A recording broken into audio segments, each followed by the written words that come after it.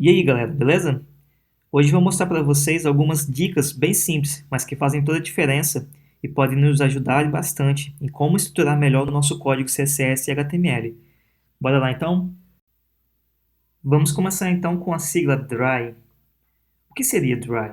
DRY é a abreviação do inglês Don't Repeat Yourself, ou seja, não se repita.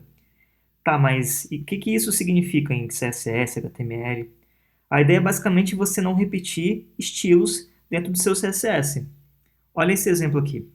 Então vamos lá, nós temos aqui no nosso CSS uma classe chamada item e uma chamada box. A minha item ela tem um float left, uma altura de 100 pixels e um tamanho de 100 pixels. E o box ele tem um float left, uma altura de 100 pixels, um tamanho de 100 pixels, um background red e uma borda. Se nós olharmos aqui nessas duas classes, a classe box ela tem exatamente o que a classe item tem. Então, o que nós podemos fazer? Podemos tirar esses dados aqui, essas propriedades da classe blocks e mantermos simplesmente a item com as propriedades que nós já temos e a box com as duas aqui, separadas. Então, no nosso HTML, o que nós vamos fazer? Nós vamos colocar, então, a classe item e box no mesmo elemento HTML. Então, vamos lá para o código para mostrar como que é isso. Dando início, eu vou criar aqui então uma pasta, vou chamar de css-html, o nome pode ser qualquer um que você quiser. Vou abrir ela no Atom, que é o software que eu uso para editar os meus códigos. Vamos lá. Aqui eu vou criar um arquivo, vou chamar de index.html. Vou criar então o meu HTML. Beleza. O que eu vou fazer então? Eu vou criar uma div aqui e uma outra div. Vamos lá. Aqui eu vou criar um link que vai ter o nosso CSS, então aqui eu vou colocar ./css, aqui eu vou chamar de styles. Vou criar aqui então uma pasta chamada css e vou criar um novo arquivo chamado styles.css. Beleza, temos nosso estilo aqui, o nosso HTML. O que eu vou fazer então? Aqui eu vou criar uma classe chamada item e aqui uma classe chamada box. Beleza, a minha classe item, ela tem um float left, beleza? Um tamanho de 100 px e uma altura de 100 px. Eu vou colocar aqui um background, vamos colocar ele cinza, só para a gente conseguir ver no nosso código. Então, voltando aqui na pasta, eu vou fazer o seguinte, eu vou abrir o meu HTML no navegador. Beleza, temos aqui, vou mudar a cor, está bem clarinho, eu vou colocar então um azul, por exemplo. Voltando aqui, beleza, temos nosso item. Vou fazer o seguinte, aqui na box, eu vou criar um box. E vou fazer o quê? Eu vou copiar esse código, beleza? Mas só que aqui eu vou fazer o seguinte, eu vou colocar, deixa eu ver aqui, uma borda de 5px solid red, por exemplo. Vamos voltar aqui no código. Temos aqui, ó, dois itens, um com a borda vermelha, outro sem a borda. Beleza. Se nós olharmos aqui, o que aconteceu? Nós temos esse código que é comum às duas classes. Então, a ideia do dry, ou seja, não se repita, é o seguinte, você não ter o código equivalente aqui, ó, desse nesse daqui. Então, a ideia seria o quê? Se eu voltar aqui, ó, só tem a borda. Então, eu vou fazer o seguinte, voltando aqui, eu vou simplesmente colocar o item aqui. Então, o que aconteceu? Eu tenho um elemento com duas classes separadas, sendo que esse tem também todas as propriedades que vieram do item. Então, voltando aqui, temos o nosso box, que ele simplesmente tem a borda 5px. Aqui, por exemplo, eu poderia mudar o nome. Vamos melhorar um pouco o código. Ao invés de box, eu vou colocar item borda, por exemplo. Copiei, vou jogar aqui. Agora ficou um pouco melhor. Nós temos nosso item,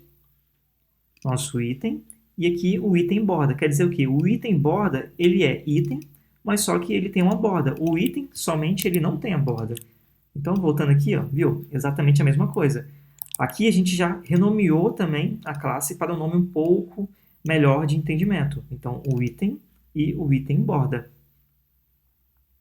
Dando sequência, vamos para o item 2, que é o não repita IDs. Por exemplo, eu tenho dois P's, todos eles com o ID parágrafo 1. O correto é o quê? O ID ele ser único na sua página. Então, se eu tenho uma página, por exemplo, a página contato, eu tenho simplesmente um formulário que tenha o ID formulário, por exemplo. Eu não posso colocar outro formulário com o mesmo ID, porque o ID ele é único na nossa página. Então, o ideal seria o quê? Criarmos aqui uma classe para esse nosso P, para esse nosso formulário ou qualquer elemento, beleza? Então, vamos lá. Voltando aqui no código, eu vou tirar esse item, não quero ele mais. Vou remover ele daqui. Voltando no HTML, eu vou criar o nosso P, meu parágrafo. Beleza, vou copiar ele. Vou jogar aqui, deixa eu só indentar melhor. Aqui. Beleza, então vamos lá. Eu vou criar um ID. Aqui eu vou chamar de parágrafo 1. E vou fazer também aqui, ó, parágrafo 1. Voltando no meu código, temos aqui meu parágrafo e meu parágrafo. Então, a minha página ela não pode ter dois IDs com o mesmo nome. Então, a ideia seria ou eu mudar aqui, parágrafo 2, ou então eu fazer isso daqui, colocar uma class para eles. Vindo aqui, está exatamente a mesma coisa. Então, poderíamos estilizar o nosso... Ah, ficou errado aqui. Parágrafo. Poderíamos, então, estilizar o nosso parágrafo, beleza? E ter todas as propriedades que nós queremos. Então, tudo que for parágrafo 1 vai ter sempre a classe. Então, nunca utilize o mesmo ID em uma página. Então, por exemplo, se eu tenho uma página aqui, index.html, beleza, eu tenho um parágrafo 1 como ID. Se eu tiver uma página contato, eu posso ter o parágrafo 1, porque ele está em outra página. Aqui, no caso, eu não posso usar na mesma página. Vamos então para a dica de número 3, evite CSS inline. O que é o CSS inline? É você criar a propriedade style dentro do próprio elemento HTML e aqui colocar as suas propriedades com seus valores. Então, a ideia é o quê? Evite ao máximo estar colocando esse style aqui dentro do seu elemento HTML. Então, ao invés de fazermos isso daqui, a gente pode fazer o quê? Cria uma classe e aplica ela ao nosso elemento. Voltando então no código, vamos remover aqui nosso style. Não temos nada. Então aqui, eu vou criar um P, por exemplo. Eu vou criar aqui um style. Vou fazer ele font size de 40px. Colocar uma cor vermelha. Color ficou errado. Aqui uma cor vermelha. E um border, ou seja, uma borda de 1px, solid e blue. Beleza.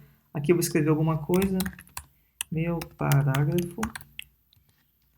Aqui nós temos um CSS inline. Voltando então no Chrome, temos aqui meu parágrafo. Então, a gente tem que evitar usar isso daqui. O que eu vou fazer? Eu vou tirar, vou colocar uma class, vou chamar de parágrafo. Vou vir aqui no meu styles, parágrafo.